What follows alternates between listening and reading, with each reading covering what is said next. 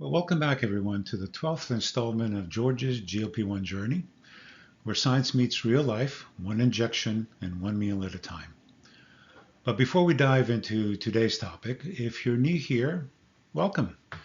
I'm genuinely glad you found this channel.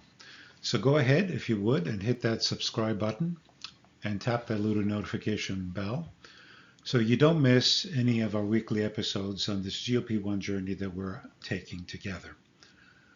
For anyone just joining us, just a little quick intro. My name is George Logan. I've been married to my amazing wife for over 37 years. We've raised 3 wonderful kids, and now we're blessed with 5, count them, 5 energetic grandkids. Right now, I'm titrated up to 10 milligrams of Zepbound, and I'm down about 37 pounds since starting this journey about 17 weeks ago, back in late July of 2025.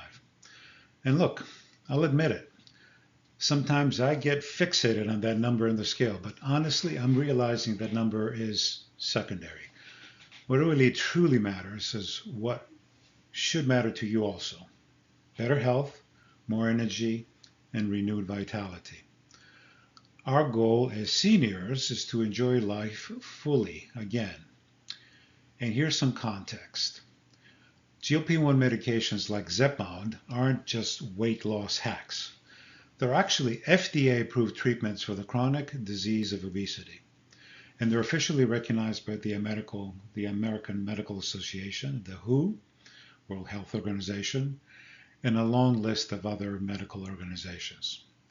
So what we're doing here isn't vanity. It isn't just a fad diet.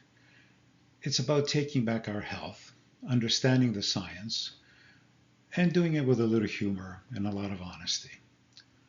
So my wake up call came in the spring of 2025 when I added an ascending aortic aneurysm to my list of comorbidities on top of high cholesterol and obstructive sleep apnea, and then found myself starting yet again on another medication for blood pressure. So that was it. I needed to make a change. And with my doctor's guidance and the support of my family, I finally took the plunge and started this GLP-1 journey. And what I quickly learned is that this medication isn't a cure. It is a tool. It's actually a pretty precise tool that gives us the space to make real changes in food choices, movement, and sleep that can actually stick for life. And that's the hope. And honestly, I'm incredibly hopeful. As a scientist by training and education, I have literally thrown myself into understanding the research, not just behind GLP medications themselves, but behind everything that's related to staying healthy. And I have to say, it's been kind of exciting. I feel like I'm back in college again, sitting in a biology lecture, soaking it all in. And before we go any further, just a quick disclaimer. I'm a biological scientist and I do have an advanced degree, but I am not a doctor. So nothing here is medical advice.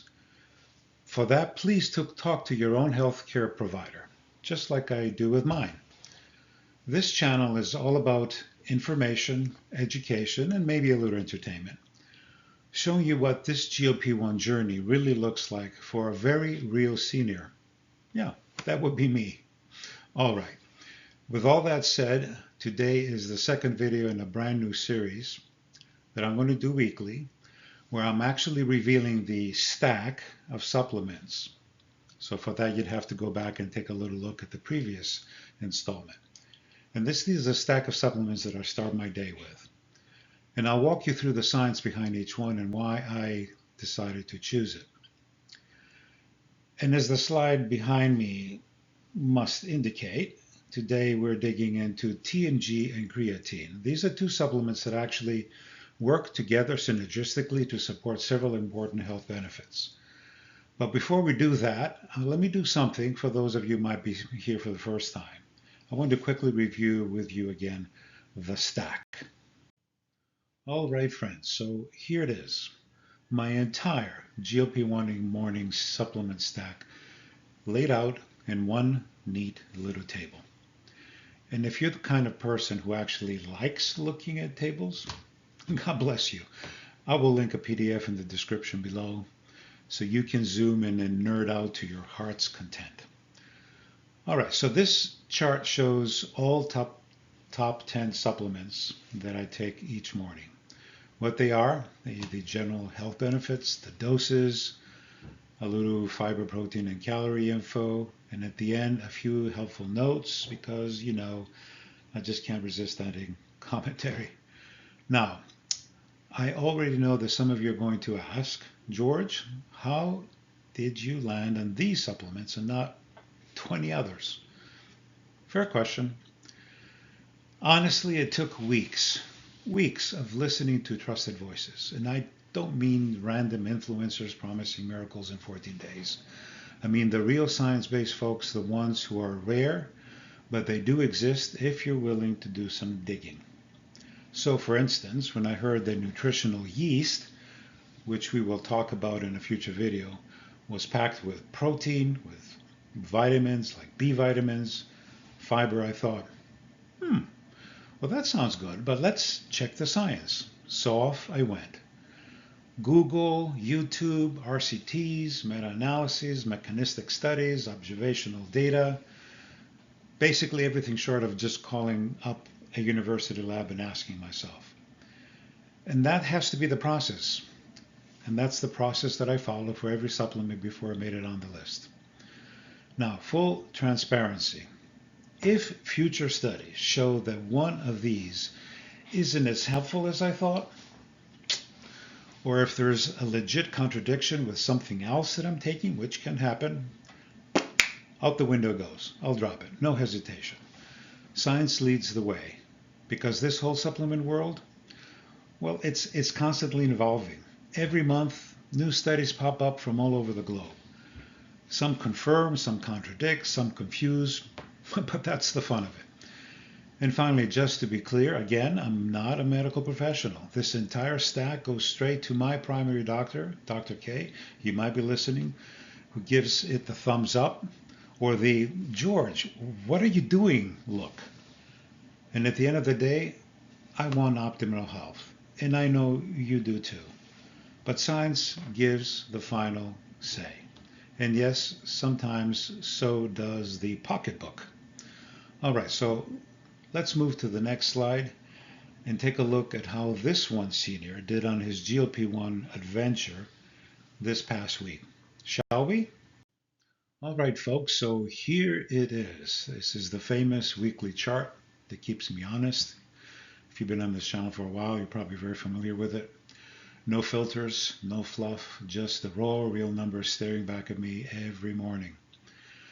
All right, so this week we logged a solid little loss, 1.1 pounds, and while the exact number is on the chart right there, let me just say I kept the running average steady at about 2.2 pounds per week and nudged the total weight loss into the territory that I'm pretty darn grateful for. But let me tell you, this was tough. This was a rough week. One day I was down a pound. The next day I was up 1.5 pounds. The next day down 0.5 pound. It felt like the scale and I were having a dysfunctional relationship.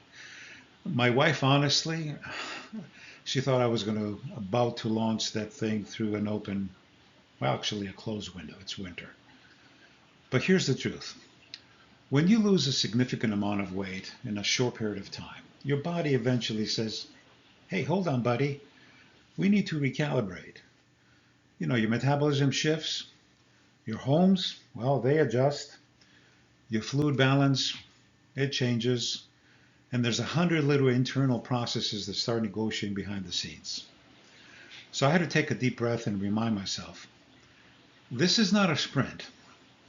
Remember, it took me years to put this poundage on. It's not going to take a few days to take it off. This is a steady walk forward for the rest of my life. And then I had to talk to myself, literally. George, look how far you've come. Look at your energy. Your knees are thanking you. Your wife is thrilled. Your kids are cheering you on. And your lab numbers look better than they have in, like, forever. many, many years. So take courage. All right, so side effects this week? The usual, slight constipation, nothing too dramatic. Honestly, it's a tiny price to pay for a healthier, stronger life. And it feels like my body is finally adjusting. So yes, a good week. Praise the Lord. Hallelujah. All right, now let's dive into today's main event, which is looking at two synergistic supplements in the morning stack. All right, folks, so let's talk about TMG, also known as betaine. You'll actually find it naturally in beets, in spinach, and in whole grains. So yes, every now and then your supplements and your salads are actually on the same team. Now, TMG's main gig is acting as a methyl donor. Basically, it handles out tiny little chemical thank you notes that help your cells run dozens of important reactions, like a small gesture, which is really surprisingly big in impact. And one of the places this really matters is with something called homocysteine. Now, this is a perfectly normal amino acid byproduct. And when it starts piling up, your body raises an eyebrow. And TMG helps recycle that extra homocysteine into something useful again. Kind of like turning last night's leftover into a brand new dinner. All right, so TMG also helps keep the liver and the kidney cells stable, protected, and well hydrated. So think of it as a friend who walks around reminding everyone, hey, drink some water. Hey, pull yourself together. So in short, TMG helps your metabolism run smoother. It supports your heart health by keeping homocysteine in check and gives a little extra resilience to those hardworking liver and kidney cells. Simple, steady, and more powerful than you'd expect from just a little tiny molecule. Okay, so let's take a quick look at what the clinical evidence says about TMG and homocysteine. Because you know me, I don't take anything just because someone on the internet said, ooh, it's just amazing. So several randomized controlled trials have tested TMG in doses ranging from 1.5 to 6 grams per day. And across studies, the verdict is pretty consistent. TMG actually lowers homocysteine, often by around 10 to 12%, even at moderate doses. Not too shabby for a little methyl donor minding its own business. And one of the most helpful summaries of this research comes from McRae and Friends, 2013, published in the journal Alternative Medicine Review. And what it did, it pulled together multiple RCTs, so this is a meta-analysis, and showed that TMG supplementation reliably nudged homocysteine downward. Not in a dramatic Hollywood-style fashion, but in a steady, meaningful way that supports cardiovascular health over time. So the takeaway, TMG isn't just theoretically interesting, it actually performs in human trials. Moderate doses, measurable results, and a nice boost for keeping homocysteine in a healthy range. Simple, evidence-based, and practical. My favorite combination. All right, so now let's talk about TMG and body composition. Because whenever a supplement helps with methylation, someone inevitably asks, George, does it burn fat too? Short answer, not really. At least not in consistent, clinically meaningful ways. So there are a couple of small trials showing that when TMG is paired with regular training, especially resistance training, some people saw a modest drop in body fat. But these were kind of small, tightly controlled studies, and the results were, well, let's call them polite but not persuasive. One of the most frequently cited papers is by Chuela et al., 2013. It was published in the Journal of International Society of Sports Nutrition. What it did is it looked at young resistance-trained men taking 2.5 grams per day of TMG for 6 weeks. And they did see a small reduction in fat mass. But the study didn't show consistent improvements in lean mass, strength, or overall muscle gain. And importantly, these were young athletes, not seniors, and certainly not folks on GLP-1s. So when you zoom out and look at the bigger picture, including the recent meta-analyses, the results are mixed at best. Some show tiny benefits, others show nothing. And when everything is averaged together, there is no solid evidence that TMG reliably improves lean mass or acts as a true fat loss supplement. So here's the bottom line. TMG is fantastic with methylation, great for homocysteine, it's kind to your liver and your kidney cells, but it's not your secret fat-burning sauce buddy. Still, it's a helpful supplement, not just one that kind of melts anything off your waistline. Next, let's talk about TMG and liver health, because this is an area that TMG gets talked about a lot and sometimes a little too enthusiastically. And so here's what the actual evidence says. TMG shows some improvement in liver fat in certain studies, especially in folks with fatty liver who also improve their diet or activity at the same time. It's not dramatic, but it is measurable. One of the better known trials here is by Abdimalik et al. And friends, 2009. It's published in Hepatology, of course.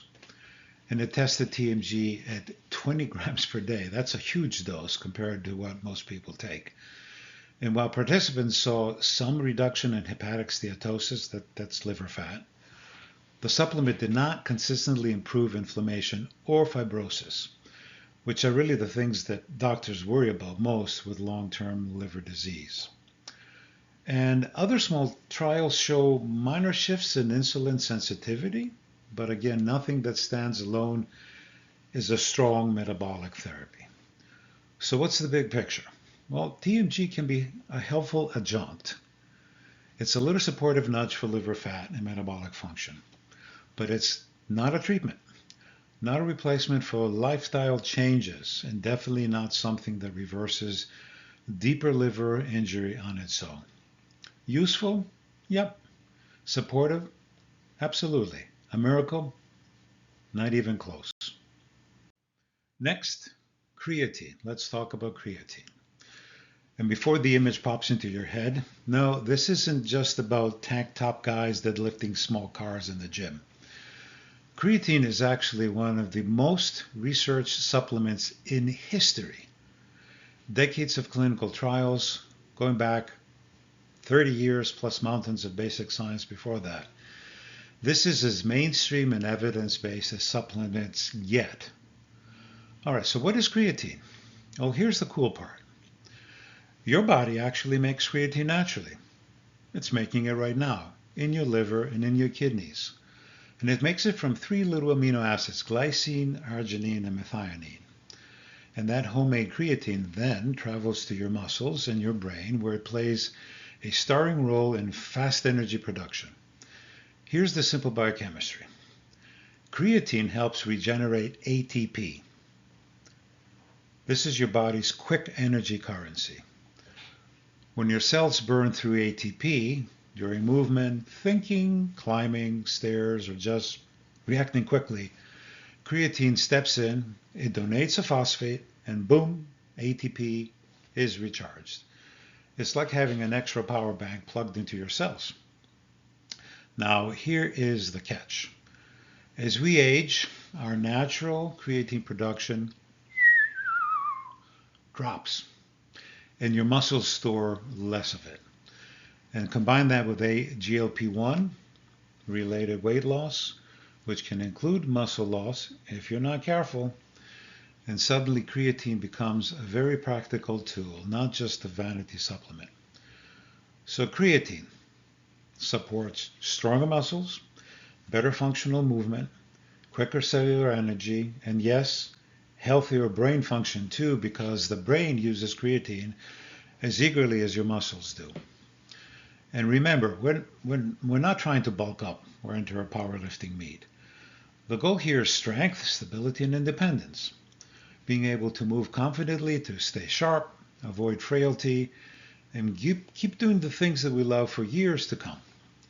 So creatine isn't for the bros. It's for anyone who wants to age with more muscle, more energy, and more resilience. That includes seniors And that definitely includes me, which is why it's on my morning stack. Now let's dig into what happens when you combine creatine with resistance training in people of our age. Not 22 years old doing bench press competition, but real adults in the 50 to 80 plus range. And the research here is actually pretty impressive. Across multiple randomized controlled trials, so this is the golden standard, creatine doesn't replace the benefits of training, but it definitely boosts them. So take one of the classic studies.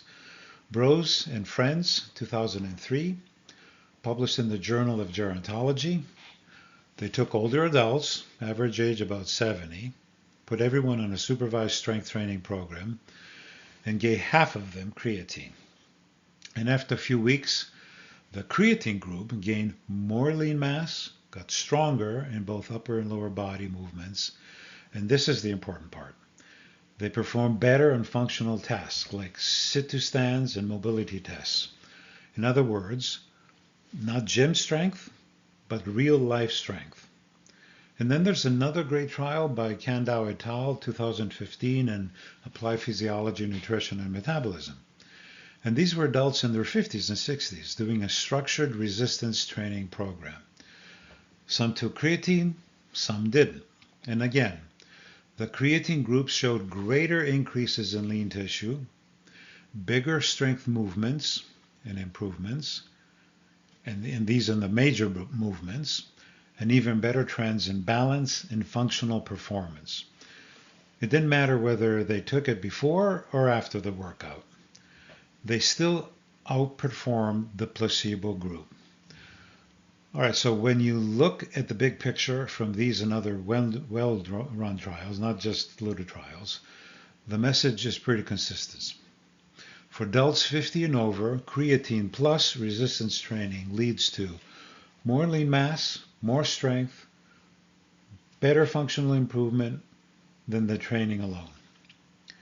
And for those of us on GLP-1 journey, where weight loss can sometimes nibble out at our muscle mass, this combo becomes even more important.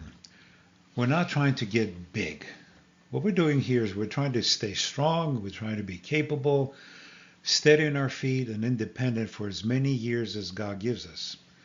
So creatine isn't hype.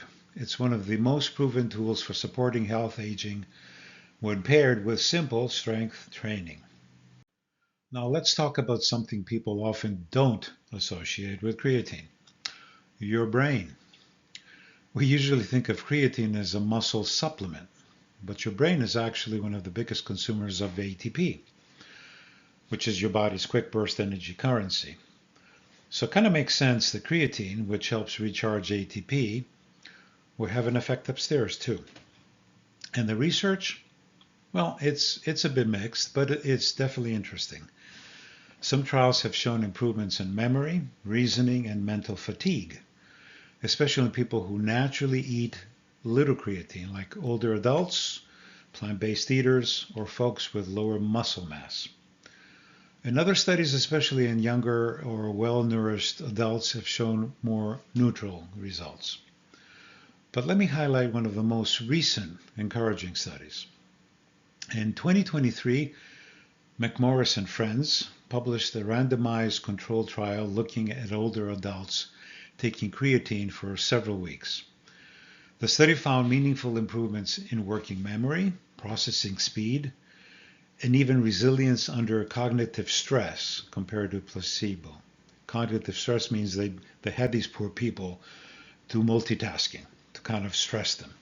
So not dramatic movie style changes, but steady, measurable bumps in the kind of thinking skills we use every single day. And what's especially interesting is that the benefits were stronger in the people who likely had lower baseline creatine stores, which includes many seniors, because our natural creatine production, as you know, declines as we age.